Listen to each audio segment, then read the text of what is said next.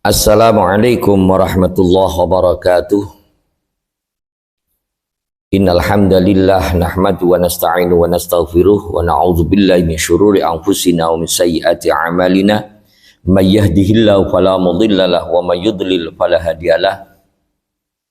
Allahumma shalli wa sallim wa barik ala sayyidina wa maulana Muhammad wa ala alihi wa sahbihi wa man tabi'ahum bi ihsanin ila yaumil qiyamah, amma ba'du.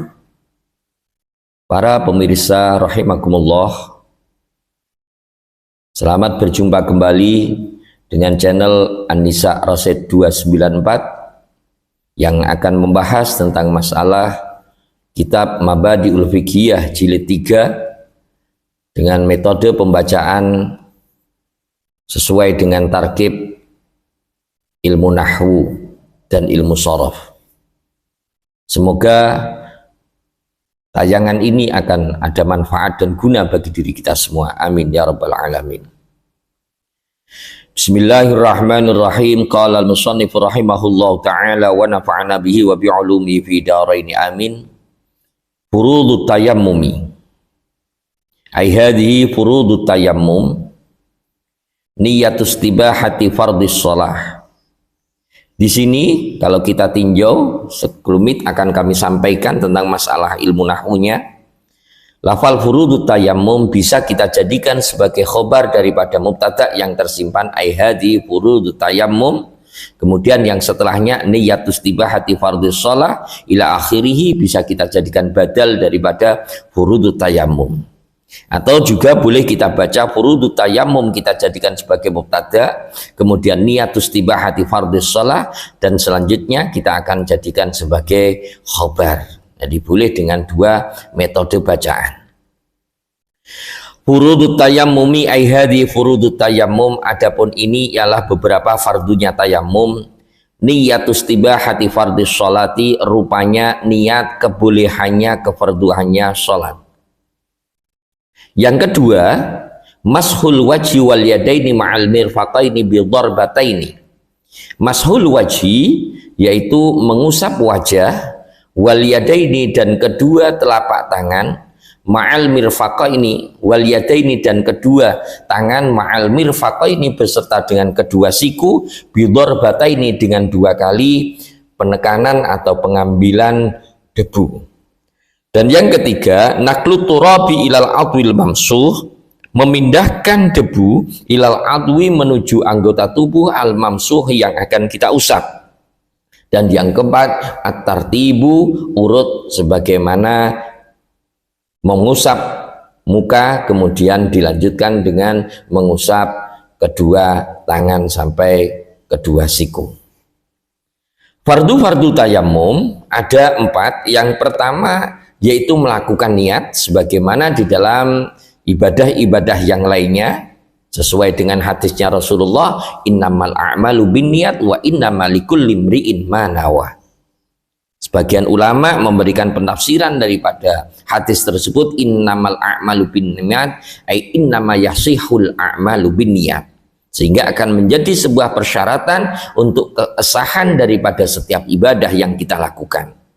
Maka pertama kali karena tayammum ini adalah merupakan sebuah ibadah, maka harus kita mulai dengan menggunakan niat.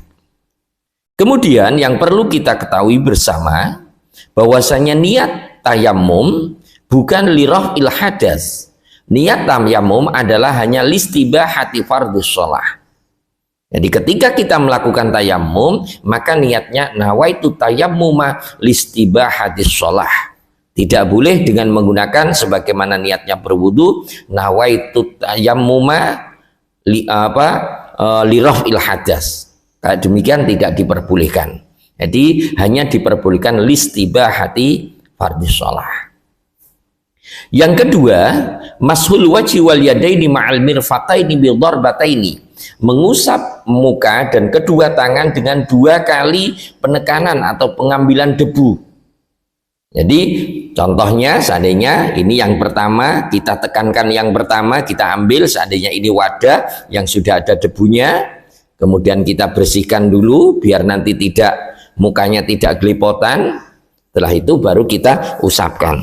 Setelah kita usapkan ke muka kita dengan rata, maka kemudian kita bersihkan kembali sehingga debunya nanti tidak ada sisa-sisa debu yang akan jatuh kepada debu yang akan kita ambil kembali. Kemudian kita lanjutkan dengan pengambilan yang kedua. Ini maksudnya bidor bata ini. Tidak boleh satu kali penekanan tadi terus kita pakai untuk muka, selanjutnya langsung tangan. Ini tidak boleh. Harus dilakukan dengan 2 kali pengambilan debu. Yang ketiga, naqlut turabi ilal adwi al mamsuh, yaitu memindahkan debu dari tempatnya menuju anggota tubuh yang akan kita usap dengan debu tersebut.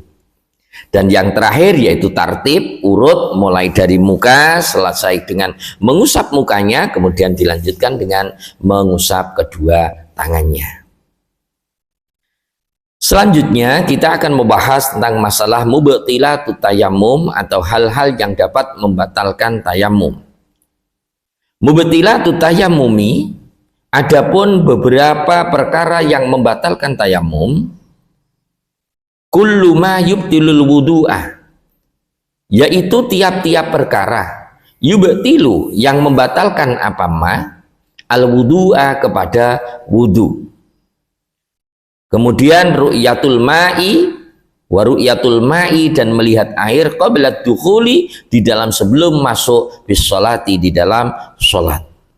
Dan yang ketiga ar-riddatu murtad wal iyadu billah. Hal-hal yang dapat membatalkan tayammum di sini disebutkan oleh Musannaf ada 3, yaitu kullu ma yubtilul wudu, setiap perkara yang dapat membatalkan wudu maka juga akan membatalkan tayammum. Yang kedua yaitu melihat air atau adanya air sebelum dirinya mengerjakan sholat. Untuk yang kedua ini dikhususkan bagi orang yang bertayamum li faqdil ma, karena tidak adanya air. Sedangkan bagi orang yang bertayamum li khawfi isti'malihi 'alal udwi, maka sekalipun dirinya melihat air maka tayamumnya tidak menjadi batal. Jadi perlu digarisbawahi di sini ru'yatul ma, melihat air di luar waktu mengerjakan sholat akan menjadi hal yang dapat membatalkan tayamum tersebut ketika orang tersebut bertayamum dikarenakan dirinya faqdul ma, bukan karena khawfusti amalihi. Dan yang ketiga adalah ketika seseorang melakukan murtad wal iyadu billah, maka secara otomatis tayamum daripada orang tersebut akan menjadi batal. Berikutnya al-jam'u bainal wudu'i wat tayammum.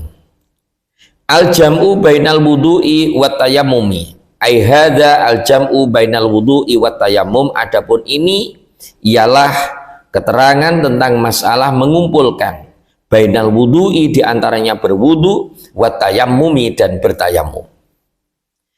Man kana bihi jurhun aw damamilu ghasala as-sahiha wa tayammama 'anil jurhi awid dumali. Man, adapun barang siapa karena yang ada bihi itu tetap pada dirinya man, apa jurhun, apa luka, aw damamilu atau bisul, ghasala maka membasuh siapa orang as-sahiha kepada anggota tubuh yang sahih, yang sehat, yang tidak sakit, wa tayammama, dan bertayamum siapa orang anil jurhi, dari luka awid dummali atau dari bisul tersebut. Kita akan membahas tentang masalah mengumpulkan berwudu dan bertayamum. Jadi berwudu kemudian dirinya karena ada hal-hal yang tidak menyempurnakan wudu, maka dirinya pun juga diwajibkan untuk bertayamum. Bagi siapakah harus melakukan kedua hal tersebut? Yaitu man kana bihi jurhun aw damamil, orang yang dirinya ada lukanya pada anggota wudu tersebut, atau nisbat orang yang mau berwudu, atau seseorang tersebut seandainya dirinya harus mandi, dirinya mempunyai luka, sementara luka tersebut tidak boleh tersiram oleh air, maka dirinya ketika berwudu, contoh seandainya di kakinya ada luka, kemudian ketika dirinya berwudu maka biasa membasuh muka, tangan, terus ba'dir ra'si, kalau kita ambil sunnah dengan apa? Mengusap telinga.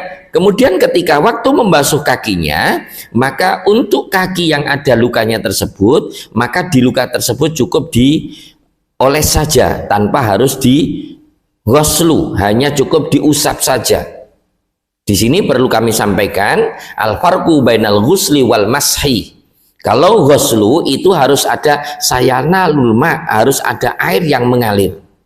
Sementara kalau mashu maka cukup dengan balalul ma, atau ada basah-basahnya air. Itulah yang membedakan antara ghuslu dengan mashu. Sehingga seandainya di kaki tersebut ada luka, maka seandainya ini contoh kaki, kenapa saya contohkan kaki, nanti akan ada ketentuan yang berbeda ketika di situ luka tersebut ada pada a'dha'ut tayammum juga. Nanti apa yang harus ia lakukan nanti insya Allah dalam pembahasan yang berikutnya. Seandainya ini adalah kaki, kemudian kaki tersebut ada lukanya, maka untuk yang luka tersebut ini cukup diusap. Jadi kita ngambil air kemudian kita usapkan saja. Sementara yang kondisinya dirinya tidak sakit, maka kita siram, kita ghuslu dengan menggunakan air. Baru setelah itu maka dirinya kita keringkan dulu anggota tubuh kita yang sudah kita wudukan tadi, maka sebagai pengganti daripada luka tersebut, maka seseorang melakukan bertayamum. Dan ini akan terjadi hal yang enggak demikian dan cukup tanpa harus seandainya dirinya melakukan sholat, tidak diwajibkan untuk i'adatus sholat, tidak harus mengulang lagi sholatnya ketika luka tersebut di luar daripada a'dha'ut tayammum atau anggota tayamum. Berikutnya kita akan membahas tentang masalah sahibul jabirah, atau orang yang mempunyai luka, yang luka tersebut kemudian dikasih perban, ditertutup. Apa yang harus dilakukan ketika dirinya berwudu atau mandi? Sahibul jabirati, adapun orang yang mempunyai perban, itu ya tayammamu, itu bertayamum siapa sahibul jabirah, wa yamsahu, dan mengusap siapa sahibul jabirah alaiha, atas jabirah, wala yu'idu, dan tidak usah mengulang siapa orang sahibul jabirah in wada'a, apabila meletakkan siapa sahibul jabirah ha kepada jabirah ala tuhrin, atas keadaan suci.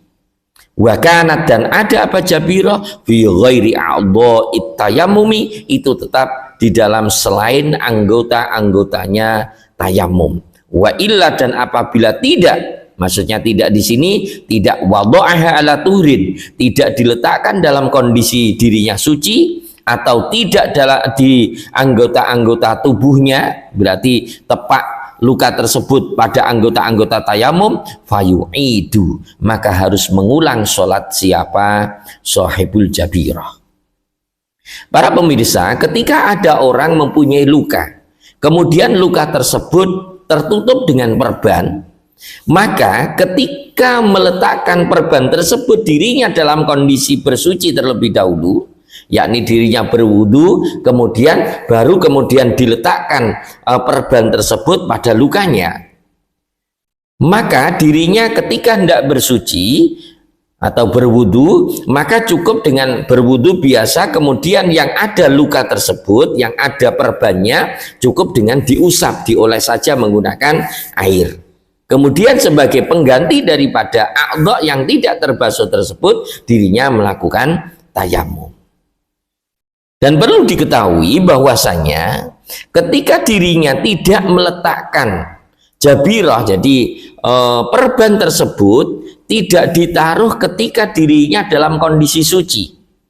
Jadi seandainya dirinya habis kecelakaan, kemudian ada lukanya, kemudian sebelum dirinya berwudu langsung diperban oleh dokternya, maka ketika diletakkan tersebut dirinya tidak dalam kondisi berwudu, maka dirinya boleh melakukan hal tersebut, yakni ketika berwudu, wudu diusap, ya.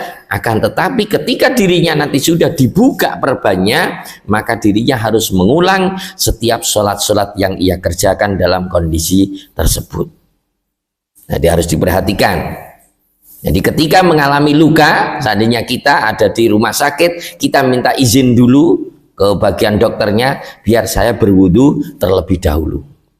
Demikian juga ketika jabirah atau perban tersebut pada anggota-anggota tubuh, yang anggota tubuh tersebut merupakan anggota yang harus kita tayamumi, jadi dari wajah atau mungkin dari tangan, maka sekalipun kita letakkan dalam kondisi suci, kita tetap harus iadah, harus kita ulang kembali.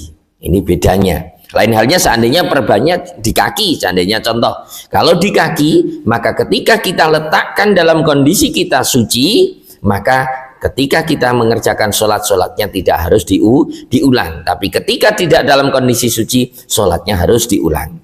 Sedangkan untuk ketika perban itu ada di a'dha'ut tayammum, ada di wajah atau mungkin di tangan, maka bagaimanapun juga kita letakkan ketika kita dalam kondisi suci ataupun tidak suci, maka ketika kita sudah sembuh dari perban, setiap sholat yang kita lakukan harus kita ulang kembali. Sekalipun kita sudah melakukan wudhu, setelah wudhu kita melakukan tayamum sebagai pengganti daripada jabirah tersebut. Kenapa? Karena ketika itu ada di a'dha'ut tayammum, maka tayamum orang tersebut pun juga tidak bisa sempurna dikarenakan adanya satir atau penghalang, yaitu yang berupa perban tersebut.